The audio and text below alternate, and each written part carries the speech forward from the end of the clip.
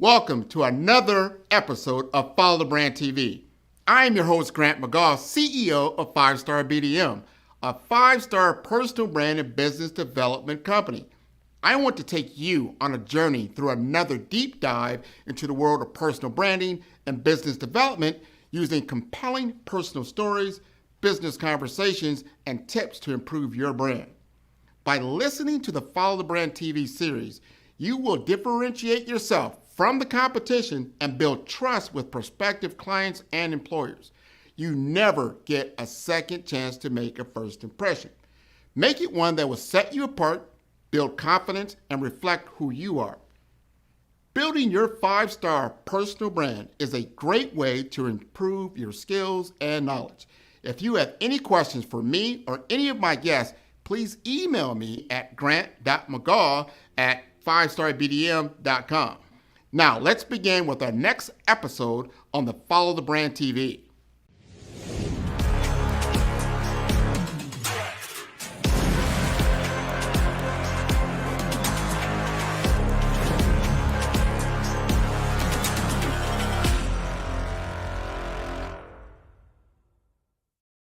Five-Star BDM, Brand Development Masters, is a professional consulting and advisory group keenly focused on business development services for the small to mid-sized business and entrepreneurs. Although every business is unique, they often share business development challenges that can be addressed through smart branding. Services include process improvement and operations, digital strategy and transformation, business intelligence, digital marketing, and personal branding. Our business and personal branding company has helped a number of professionals and organizations to optimize and grow. This results in more business, more opportunities, better reach, positive outcomes. Visit www.5starbdm.com today to learn more.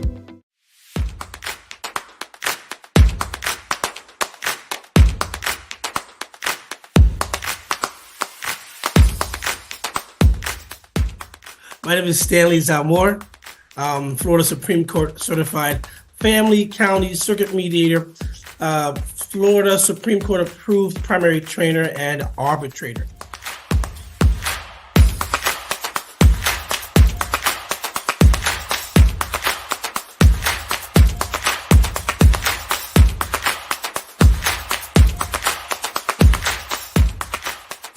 What did you hear them say? What did you hear them say? What do you think their wants are? What do you think their needs are? And what do you think you can do to help achieve those things? You can't get 100% of what you want, but you can get a degree of satisfaction.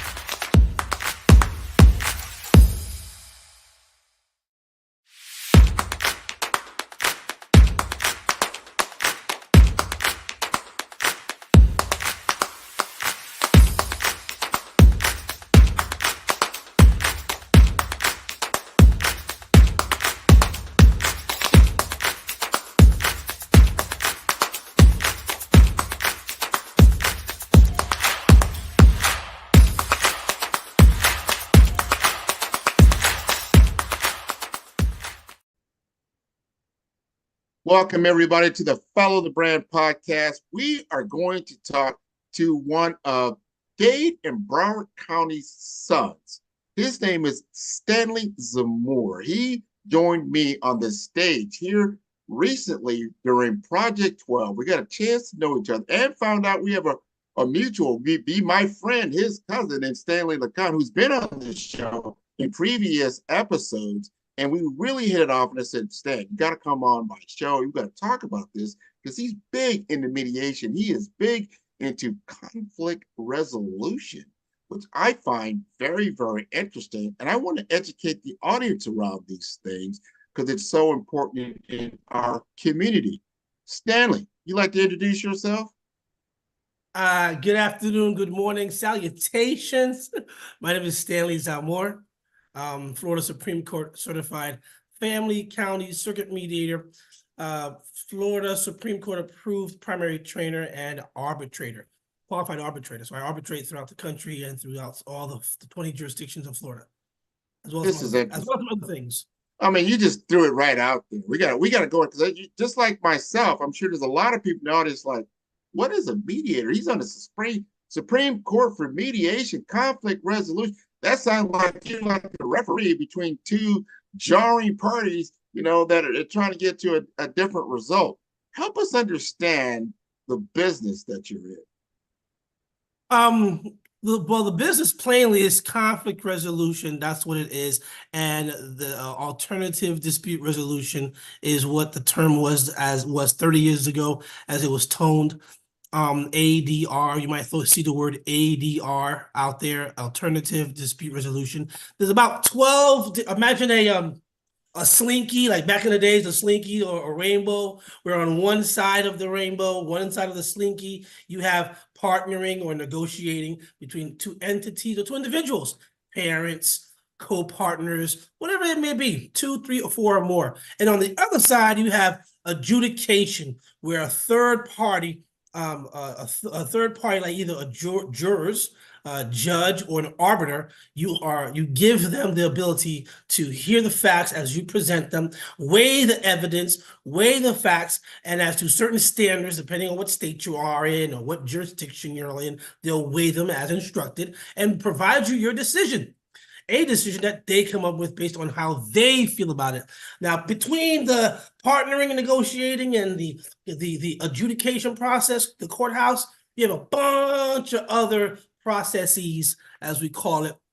Mediation is somewhere right dab in the middle of that. And mediation is what I was drawn to, and that's what it is. So you give a third party person like myself that's neutral and impartial. Neutral and impartial are two separate different things. They're neutral and impartial, and they hear not only the facts as you present them, they hear also your opinions, they hear your feelings, they hear what it took you to get to the table.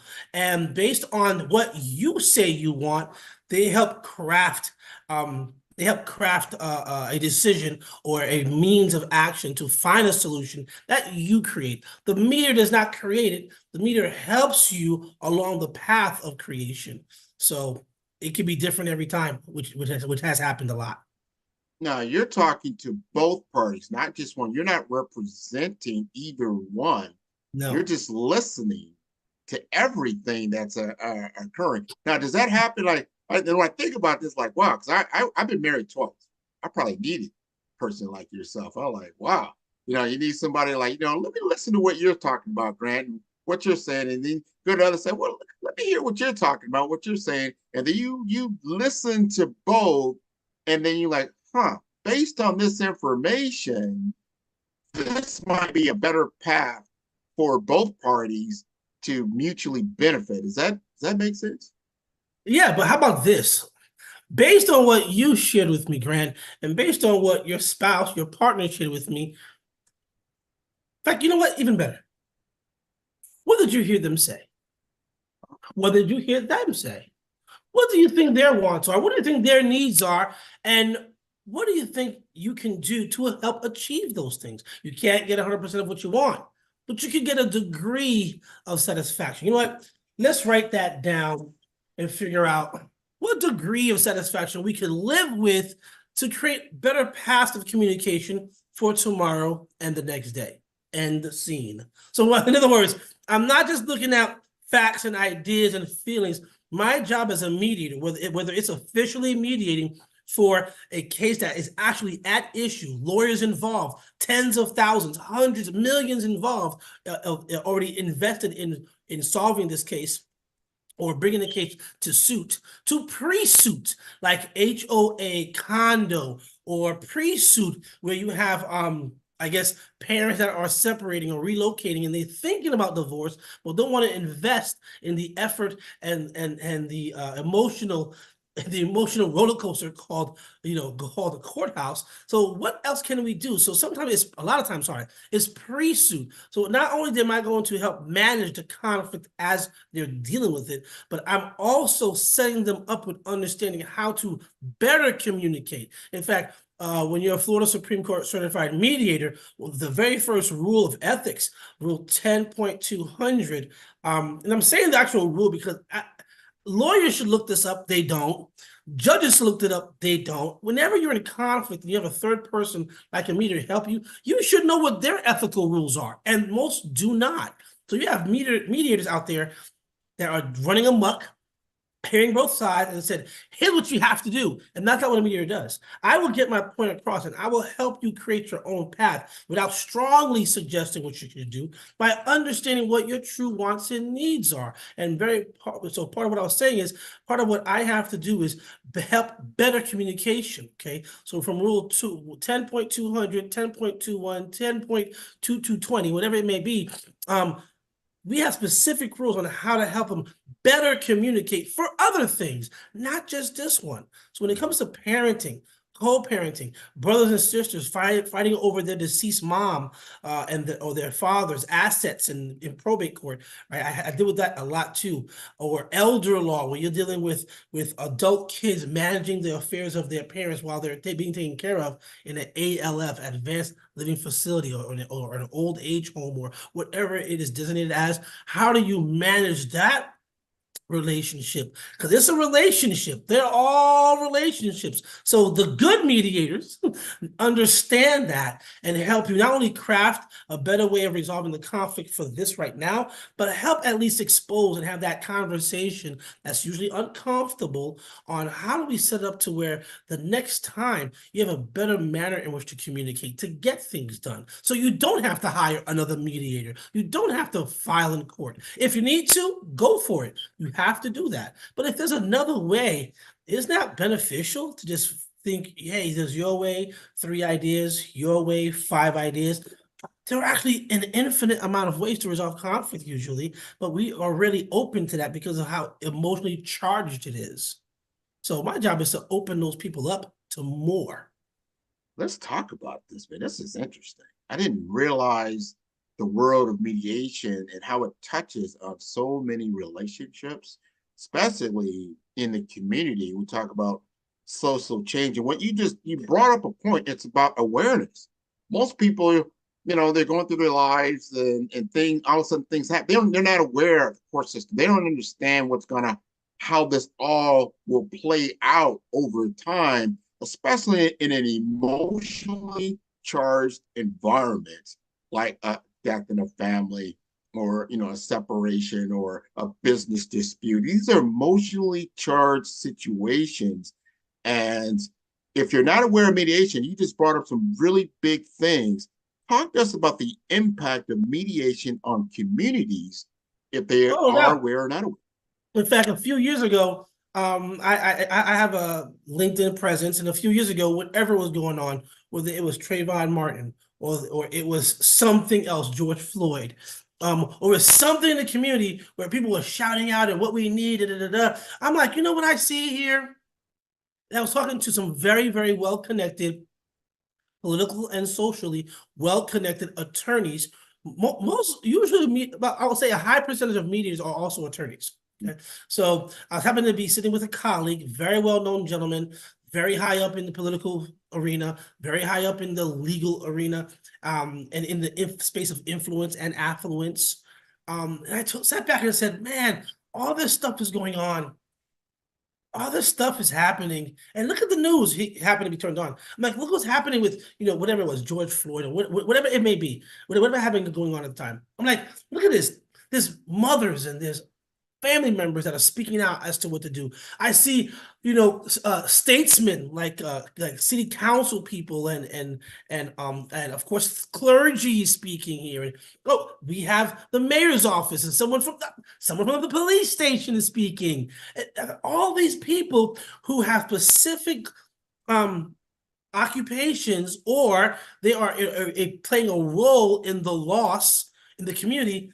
There's no conflict resolution experts. There are no mediators. There are no facilitators. There are no conciliators. Those are just 3 of the other processes of ADR: facilitation, conciliation, mediation, ombudsing, restorative justice. I mean, there's a few.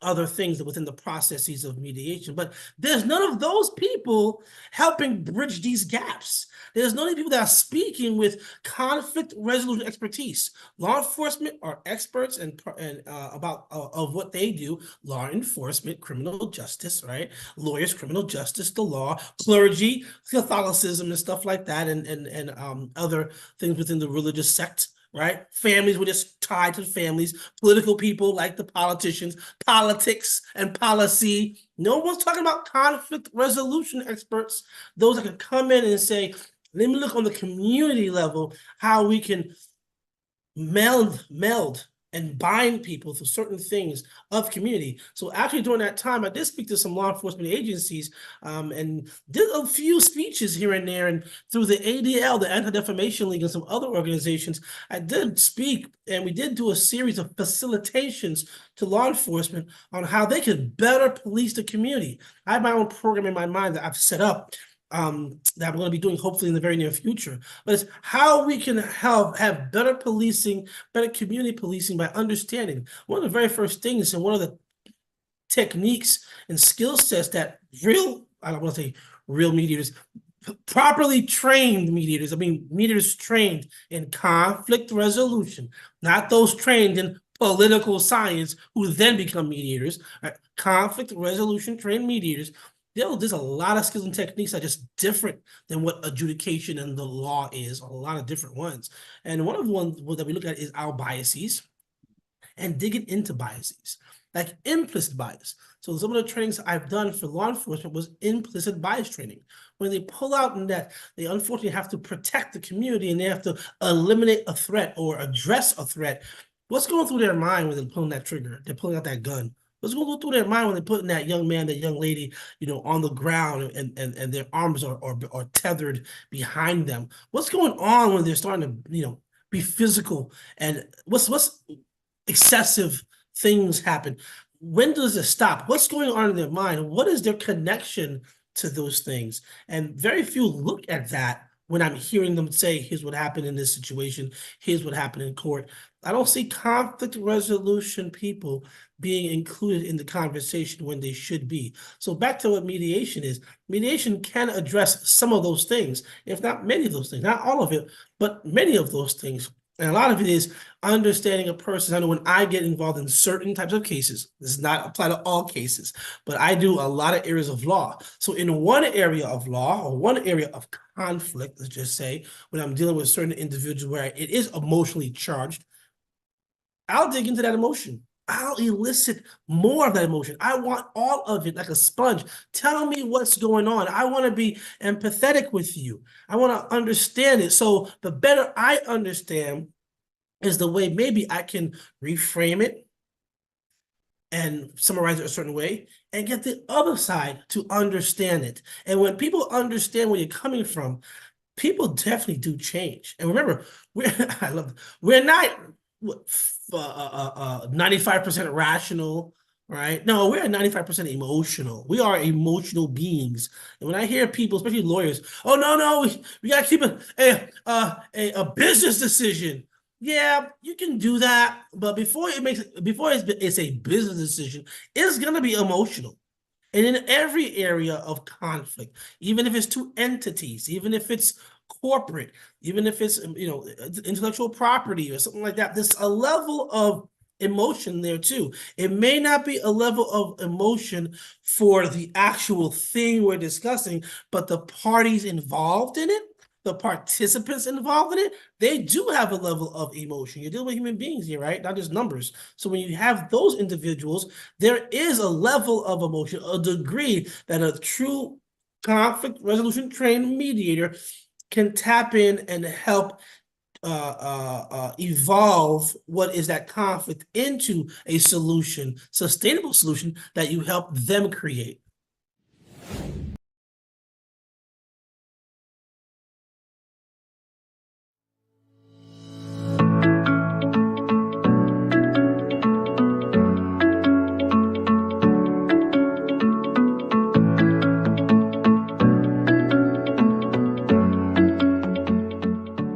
I'm just a regular guy who just, have a passion for people and just helping people in any way that I can.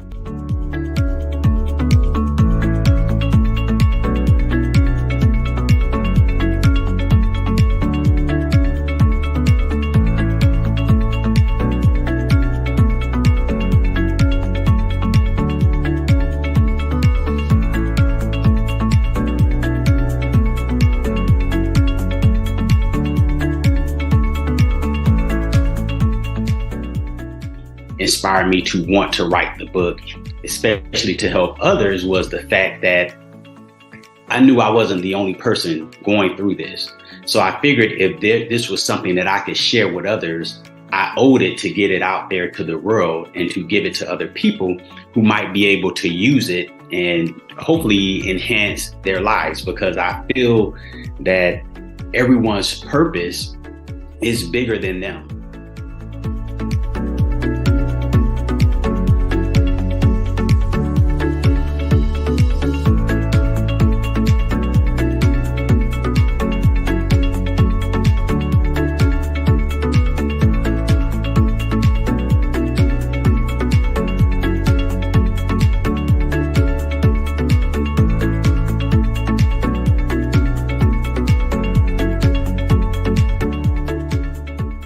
So the inner circle is probably, if it's not my favorite chapter, one of my favorite chapters, because it tells you how important it is to have the right people around you and in your circle, and how to put everyone in the category that they need to be in to make you successful.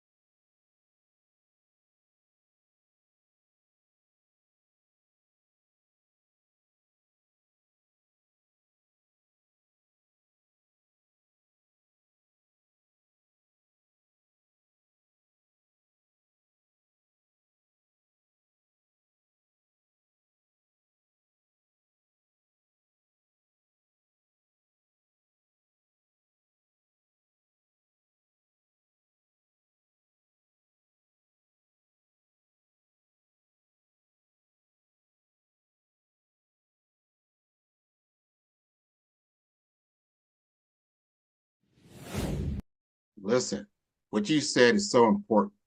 And I want to bring something to your table because we were just at Project 12.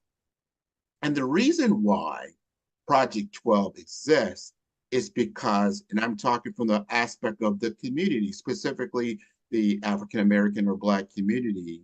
And this is all across America, not just in our community here in South Florida, is that there is the perception that the media continuously focuses on intentionally on highlighting Black males in criminal situations on a nightly basis on every news outlet in America without any other, they don't look at any other thing. I don't believe there was a news truck at our Project 12 highlighting 24 individuals. So I'm asking this, if I was looking at you as a mediator, here's the conflict. Conflict is that there's a section of the community that feels that the news media, who's on the other side of this conflict, is overemphasizing crime in the Black community without emphasizing any other aspects of that community within their media.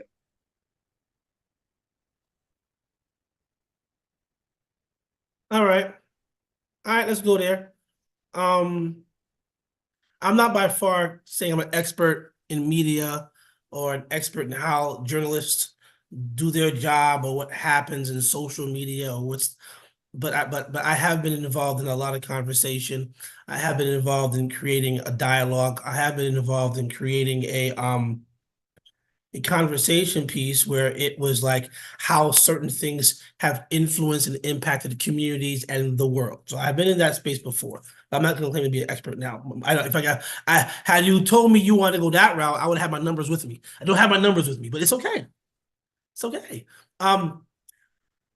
The human dynamic is something that's very interesting and it's always evolving. Human dynamics, how people behave with one another. Unfortunately, it is different. The way we do communities, the way we do community now is very different than how we did community 100 years ago. The way we did community 1,000 years ago. It just is. It's gonna always be evolving and changing when you do little tweaks here and there. Now we are being human beings are products of their environment, good, bad, or indifferent. And right now we are in an environment where people want more, or being told, they're being told they want more faster. They want more constant. They want more. And I think it started, actually, I did look into this when I was younger. I think it started with certain newspapers, where instead of it being a complete whole newspaper, right? I think it was New US Today, I think it was a Washington, D.C. paper. Right on the cover of the paper, it wasn't just that one story and 3 or 4 other stories to look into, go to page 15, go to page whatever. It was a bunch of other things on the bottom. Snippets of other things that might be of interest. And you know what they found out? And there is a study on this.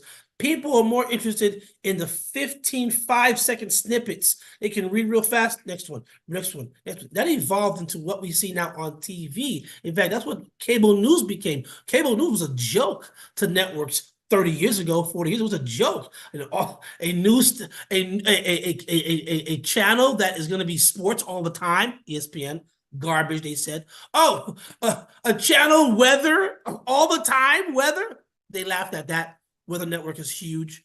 A news channel that's going to be news all the time, CNN and the others. But what did they do? They would have little stories, boom, boom, boom, boom, and our brains constantly picking things up that we like. And you know what they found out?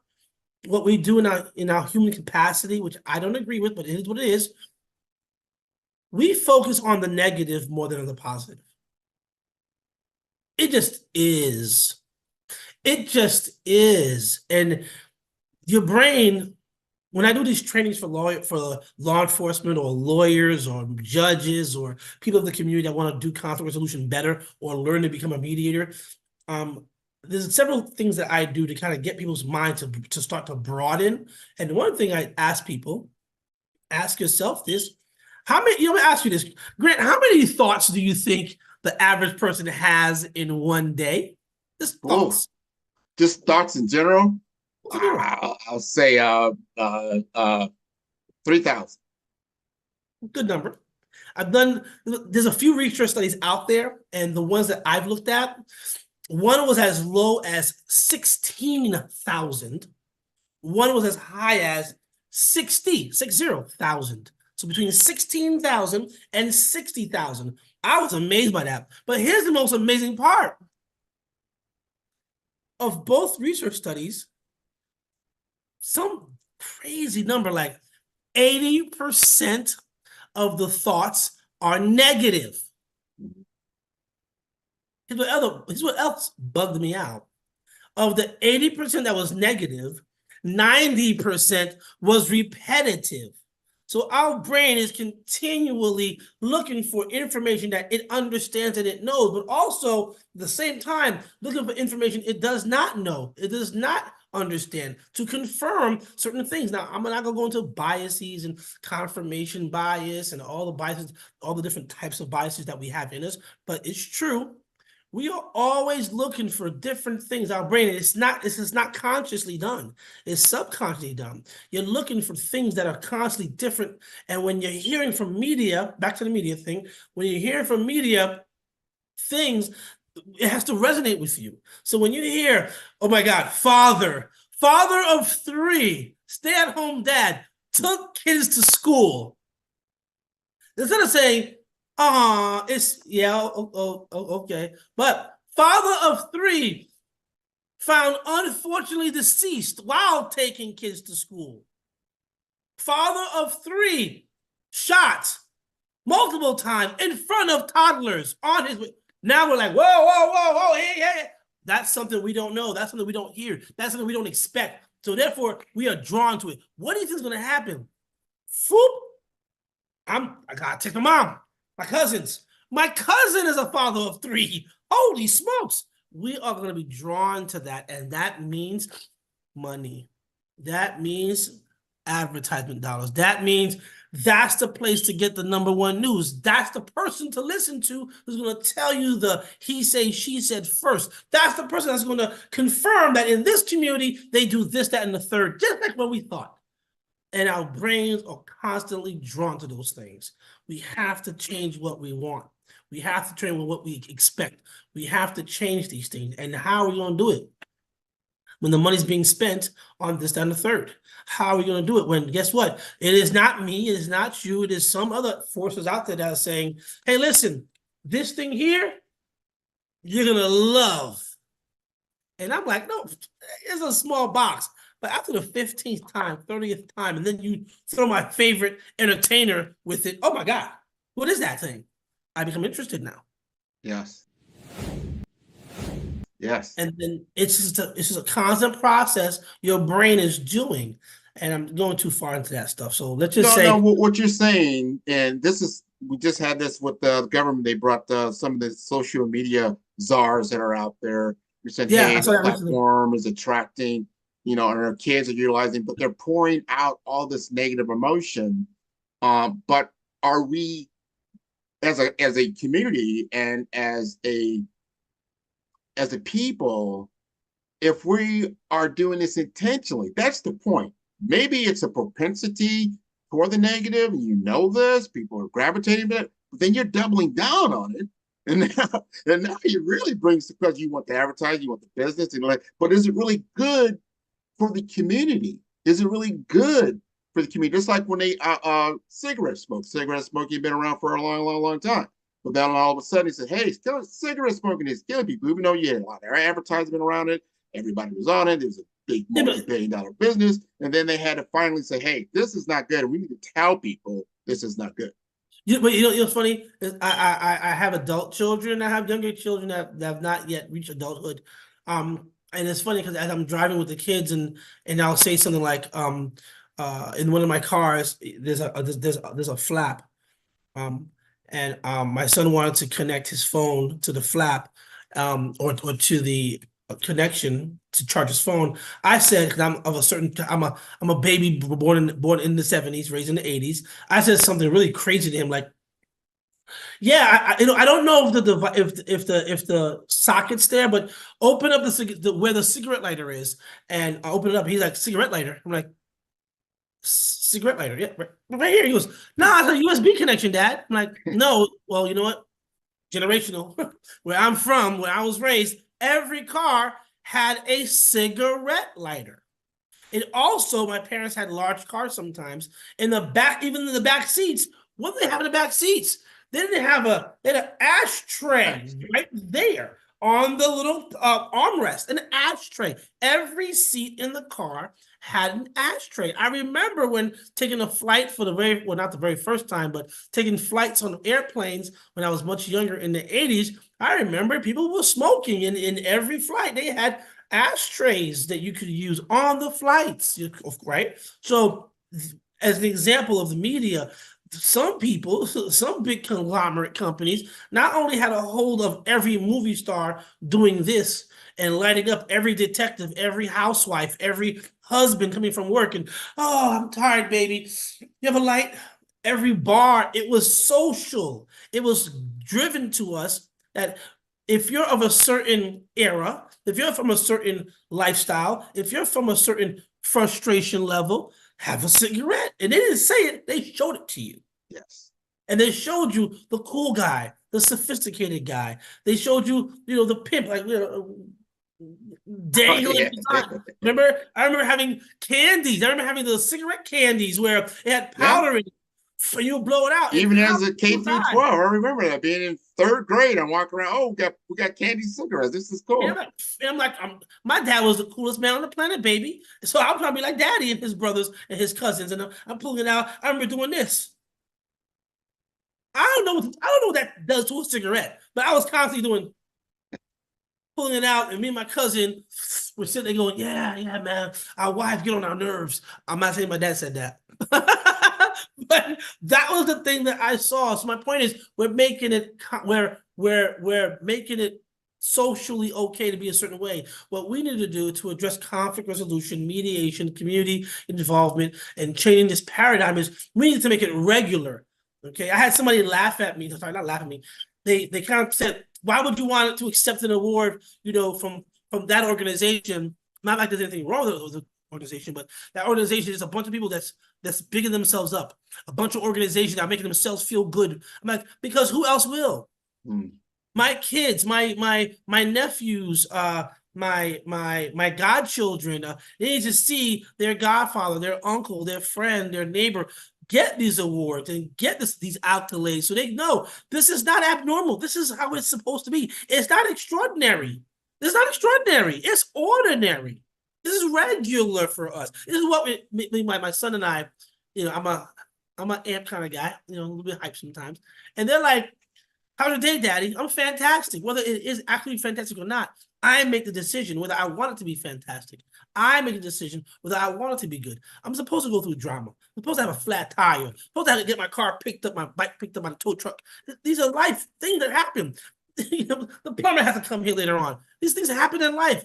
I'm not a product of these things that some might think are negative. I'm a product of living life. So therefore, how am I going to respond to it? That's the conflict resolution mediated peace. How are you going to respond to it? My kids need to see me respond with a smile. A little disappointment. Oh, man, got to deal with that again. Got to deal with that again. But you know what? It's okay. Let's make it happen. Let's make it happen. It needs to be ordinary to see these accolades, not extraordinary.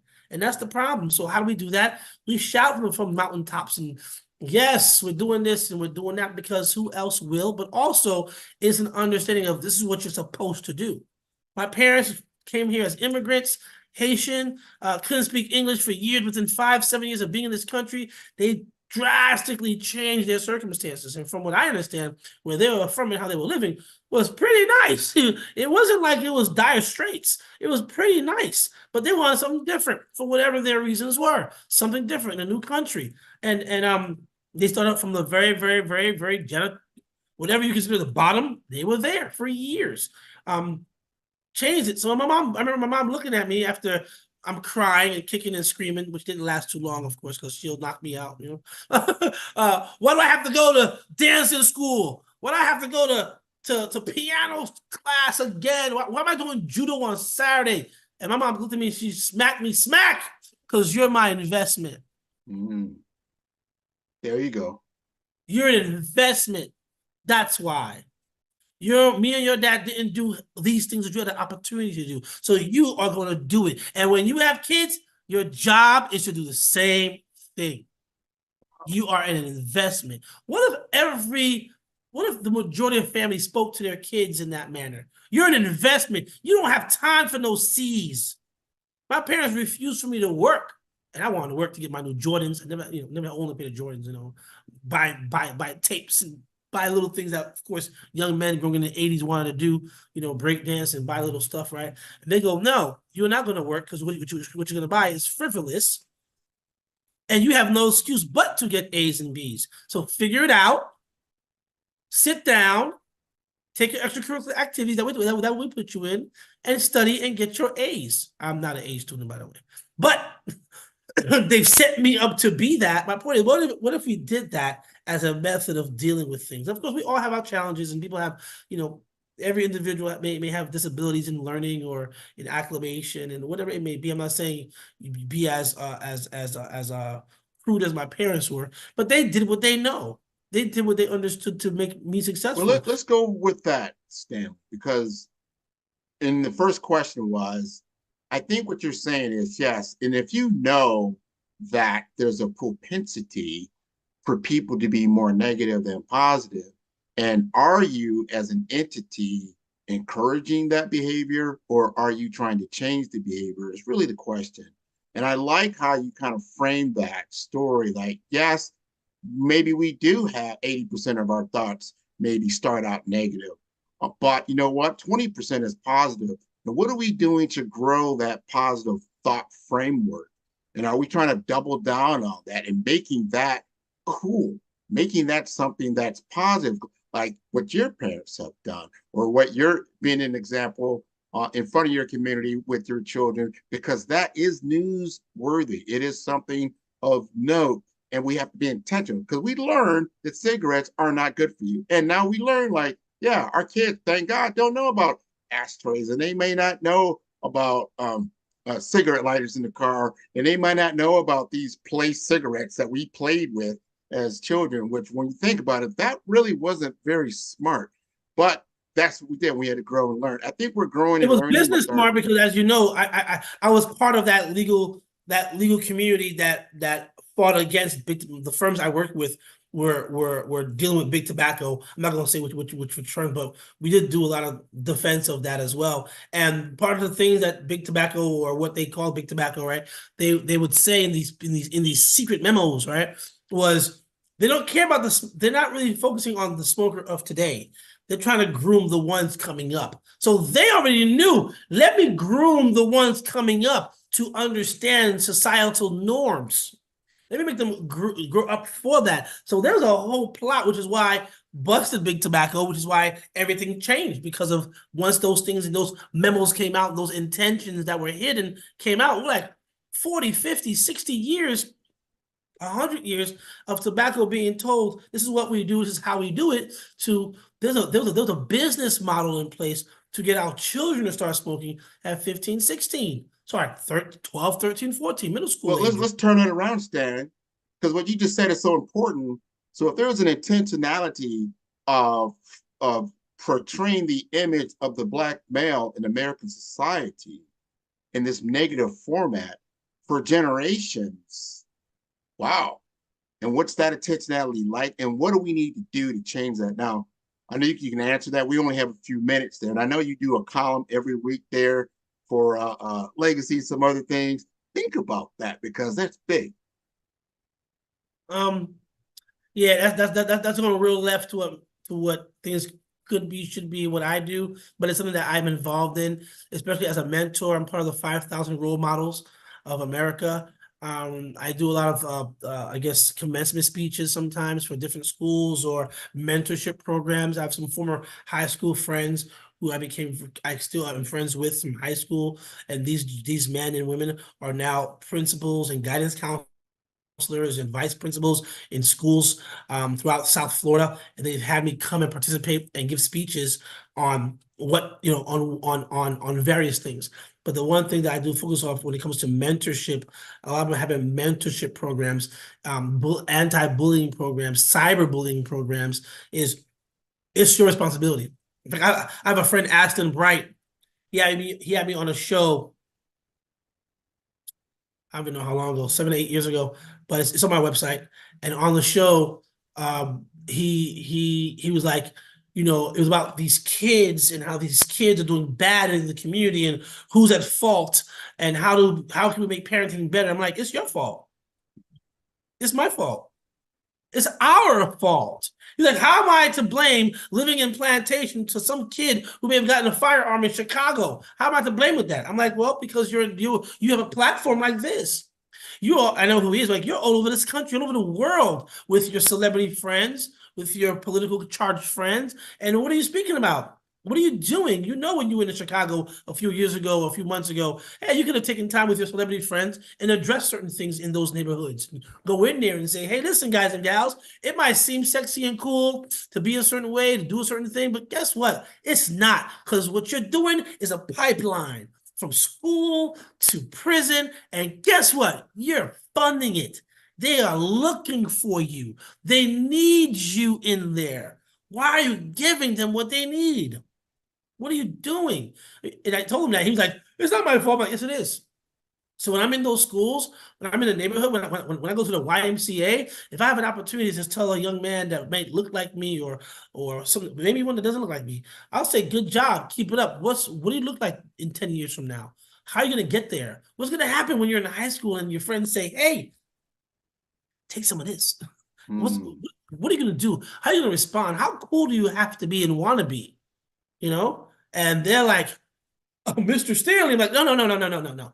I was that kid at 12 years old going up in Queens, taking the bus, and all of a sudden, some other kids come up and say, yo, listen, hey, God, you got to smoke this, God, because the girls are watching you. And I'm like, girls are watching, and girls are going for those guys that were doing those things, and what am I going to do? Because now I'm peer pressured into doing it. It didn't work, by the way. But nonetheless, I was peer pressured heavily. So what are you going to do? How are you going to handle yourself? What type of inner strength do you have in you to say, nah, it's okay. I'm an athlete. No, it's okay. I have a career. No, it's okay. What are you doing to say no? Most of these kids are not. Because guess what? Acceptance. Selfies. Try to be cute. And they're not given those tools sometimes. So I know back to mediation. As a mediator, once I hear people's conflict, once I hear I do something a little bit different than most lawyers would do, which is like, what's the conflict? What are the facts supporting your conflict? What can you achieve if you were to go to court and win at trial? What does it look like? I go deeper than that. I'm trying to address, how do we get there?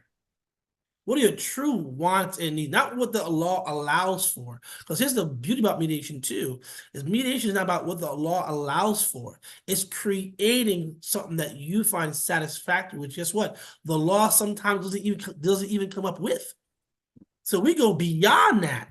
Or you should want to go beyond that and craft something that is really your own, because every situation is different. And I'm sometimes with the same lawyers on both sides. I have sometimes the same plaintiff, same defendant, just different date, different circumstances, and things a little bit different here and here. But it's the same contractual breach of contract that's in front of me. And when we approach it, there's still a relationship.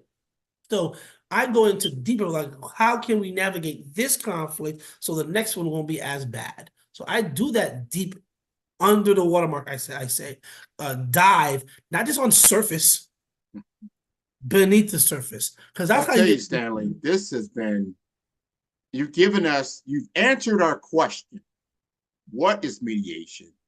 You've given us examples of it.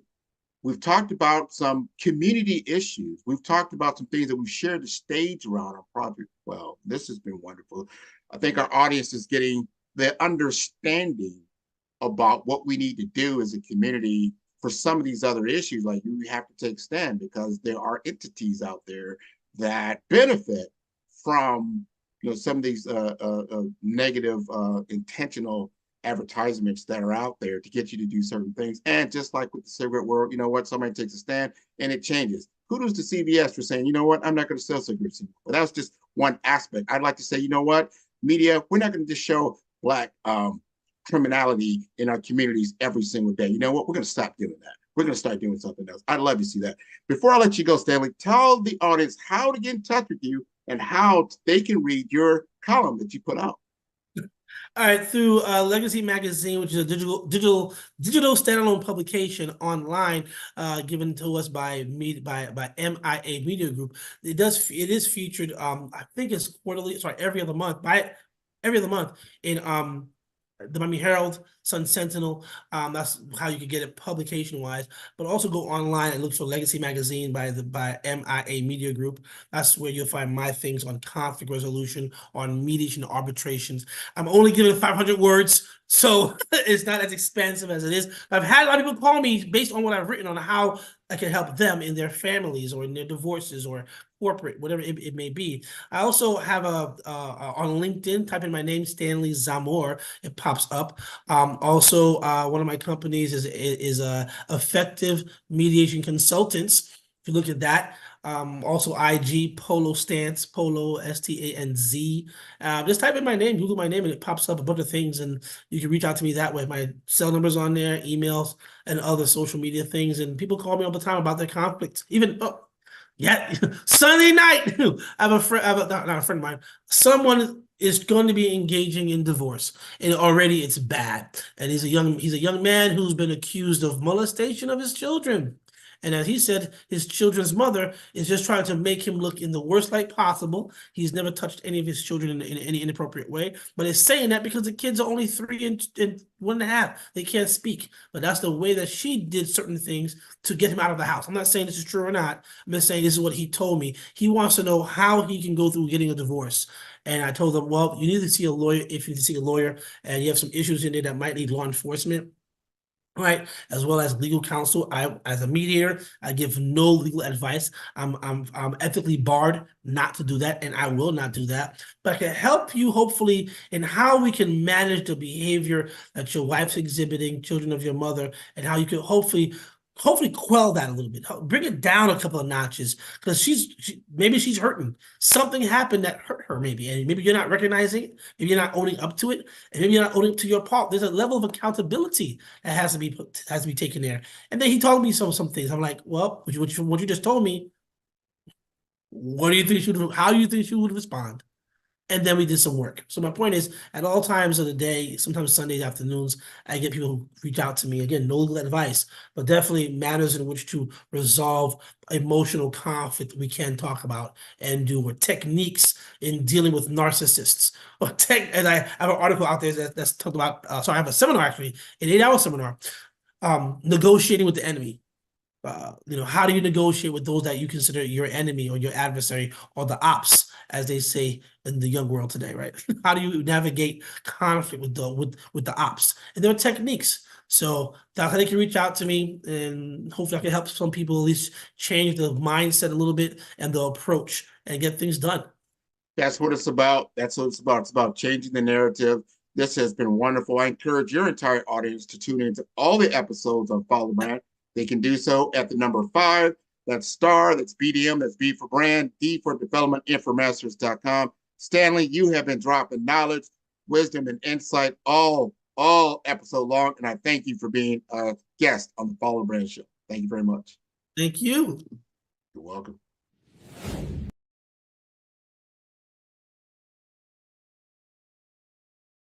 Follow the Brand TV broadcast host, Grant McGaugh, as he visits with top executives and entrepreneurs to find out their secrets of success with their personal brand. Follow the Brand TV broadcast host as he focuses on brand development to build better relationships, bring value to your business, relationships, and career. You will enjoy listening to each episode that is tailored to speak to you directly. If you're looking for this type of clarity in terms of building your brand, you have tuned into the right station. Each episode will help you to shape a conversation in the 5-star BDM network of 20,000 professionals and become a springboard for your corporate engagement and business opportunities. Each guest will frame their story in the areas of personal branding, business development, career development, financial empowerment, and technology innovation. Grant McGaugh explains why he is the CEO and owner of his own professional career. Grant is an accomplished business leader and entrepreneur who wants to give back to individuals to grow their personal brand strategy. Tune in as he weaves his story about new possibilities, while to you exceed expectations. If you love storytelling, this show will make for fun. 5-Star BDM, Brand Development Masters, is a professional consulting and advisory group keenly focused on business development services for the small to mid-sized business and entrepreneurs. Although every business is unique, they often share business development challenges that can be addressed through smart branding. Services include process improvement and operations, digital strategy and transformation, business intelligence, digital marketing, and personal branding. Our business and personal branding company has helped a number of professionals and organizations to optimize and grow. This results in more business, more opportunities, better reach, positive outcomes. Visit www.5starbdm.com today to learn more. Tune in for our next show or click on our website at www.5starbdm/followthebrandtv. Thank you.